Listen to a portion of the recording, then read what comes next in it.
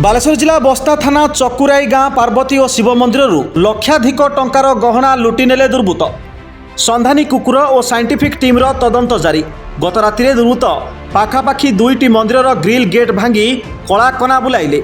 विगत 8 वर्ष आगरू एही मंदिर लक्षाधिक टंकार मूल्यवान गहना चोरी होइथवा बेले गतकाली पुणी पुलिस को चैलेंज करी दुर्बृत्त देवींकर सुना मुकुट पदुक हार डाकबाजी जंत्र आदि बहु मूल्यर गहना और सामग्री लुटि नहीं। एने पुलिस तदंत जारी रही। आम पूजा करके संध्या बेले आरती करके घर को गलु। घर पहुँचलु रही गले मालिक भी गले। मालिक जी आसती ये धुआ धुई करती से राति 3टारू आसती सी आसिक पहुँची जो देखिले जे कबाट सब खोला अच्छी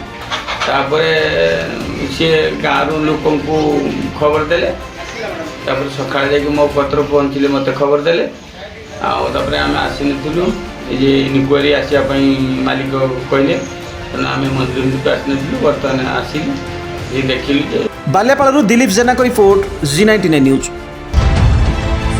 सपक्ष विपक्ष ऊर्ध्वे G99 न्यूज।